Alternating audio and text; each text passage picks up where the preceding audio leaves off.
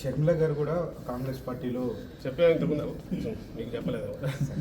కాంగ్రెస్ పార్టీలో చేరారు, పార్టీని కూడా విలీనం చేశారు. మరి ఆ పార్టీలో జాయిన్ అవ్వటం మరి వైసీపీకి ప్లస్ అవుతున్నా మైనస్ అవుతున్నా అసలు మీరేమన్నారు? అసలు కాంగ్రెస్ పార్టీ లాస్ట్ ఎలక్షన్స్లో ఎన్ని వచ్చినాయి దానికి నాకు తెలిసి అయితే 100 కంటే తక్కువ వచ్చాయి ఓటు స్టేట్లో.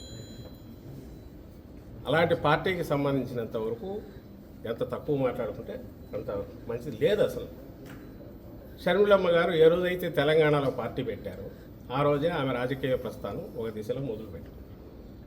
ఆ తర్వాత ఏదైనా తెలంగాణ నుంచి తర్వాత కాంగ్రెస్లోకి రావాలని ఉన్నారు.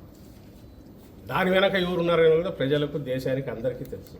ఈరోజుకు తెలుసు. చంద్రబాబు నాయుడు అనే వ్యక్తి అన్ని రకాలుగా ఒకవైపు కాంగ్రెస్ను మేనేజ్ చేస్తూ, ఇంకోవైపు బీజేపీలో తన మనుషుల ద్వారా మేనేజ్ చేస్తూ, పవన్ కళ్యాణ్ను, జనసేనను మేనేజ్ చేస్తూ, నేను ఎప్పుడు అంటుంటాను, ఆర్కెస్ట్రా ఏ నుంచి జడ్ వరకు రకరకాల పార్టీలను, వ్యక్తులను అందరినీ ఇచ్చేస్తూ జగన్మోహన్ రెడ్డి గారు టార్గెట్గా ఎట్లా ఒట్లా అర్జెంటుగా ఆయన దించాలి. ఎందుకంటే వేరే రకంగా ఎదుర్కోలేడు కాబట్టి ప్రజల్లోకి వచ్చి కానీ ప్రజల సమస్యల గురించి దాని మీద యాక్ట్ చేసి కానీ, లేదా నేను అధికారంలో ఉన్నప్పుడు ఇది చేశానని చెప్పుకునే ఘనకార్యం లేదు కాబట్టి, అది లేదు కాబట్టి, సో ఇలా కొత్తవన్నీ తీసుకొచ్చి వీటి ద్వారా ఏదో సంచలనమైన ఇది జరిగింది అన్నట్టు ఒక రకమైన మీడియా పరమైన పర్సెప్షన్లు ఇది క్రియేట్ చేయడానికి చేసే దాంట్లో భాగంగా దీన్ని కూడా కుట్ర పన్నాడు.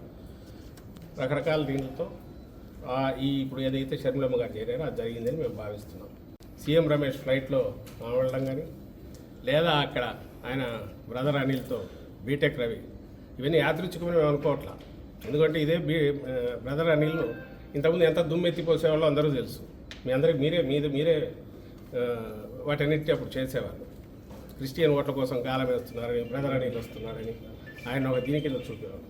మరి నిన్న చాలా మర్యాదపూర్వకంగా ఈయన పోయి ఎయిర్పోర్ట్లో కలిశారంట.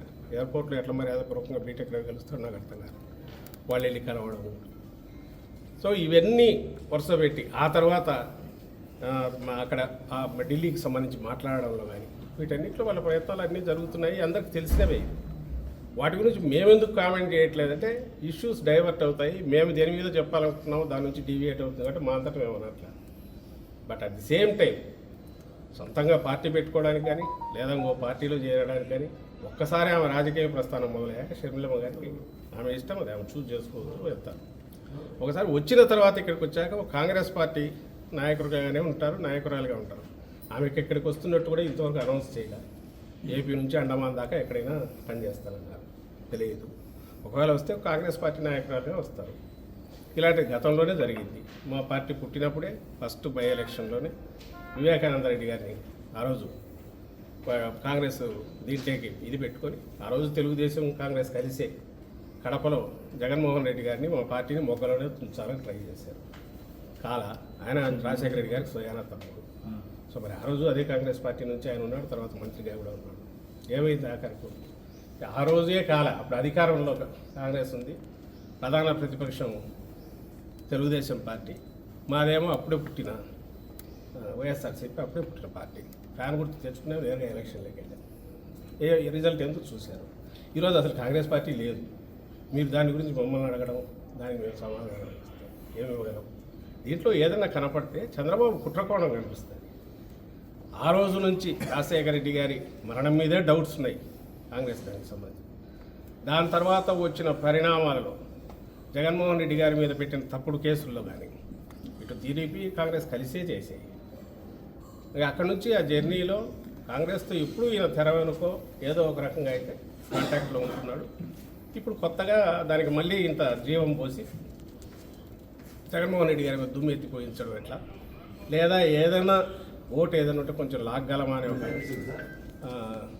దింపుడు కళ్ళ ఆశతో ఈరోజు ఈ ప్రయత్నాలు చేస్తున్నారు. అంటే షర్మిల కాంగ్రెస్లో చేరడం వెనుక టీడీపీ చంద్రబాబు హస్తం ఉందనా? ఖచ్చితంగా మొత్తం దాన్ని ఫెసిలిటేట్ చేసే దాంట్లో అది ఏ రకంగా డైరెక్ట్ వచ్చిందో కానీ మొత్తం మీద వచ్చి ఇది ఇట్లా జరిగితే ఆయన తనకేం కావాలనేది అందరి ద్వారా చేయించడానికి చేసే ప్రయత్నాల్లో అందులో తాజాగా ఇది కొత్తది ఇప్పుడు జరిగింది. కాంగ్రెస్లో షర్మిలమ్మ గారి ప్రవేశం కానీ ఇప్పుడు జరగబోయే డ్రామా కూడా ఆయనకు కావాల్సింది ఏంటి, స్టేట్ డెవలప్మెంట్ కానీ స్టేట్లో జరుగుతున్న పరిణామాలు కానీ 14-19 మధ్య ఏం జరిగింది, ఇప్పుడు జరుగుతున్న అభివృద్ధి కార్యక్రమాల సంక్షేమ కార్యక్రమాల మీద కానీ చర్చ జరగకూడదు.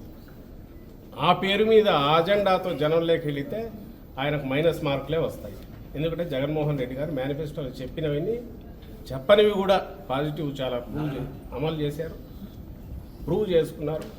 ప్రజల బ్లెస్సింగ్స్ ఉన్నప్పుడు ఇష్యూస్ డైవర్ట్ చేయాలంటే ఆయనకు ఎప్పుడు సంచలనాత్మకమైనవి, సంబంధం లేనివి, ప్రజలకు సంబంధం లేనివి ఎప్పటికప్పుడు ఏదో ఒకటి ఉండాలి. అవి అందులో క్రియేట్ చేయడంలో భాగంగానే ఇవన్నీ చేస్తూ వచ్చారు. ఇప్పుడు అందులో తాజాగా ఇది జరిగిందని మేము భావిస్తున్నాం. సార్, అభ్యర్థుల యొక్క సీట్లకు సంబంధించి కసరత్తు పూర్తయిందా లేకపోతే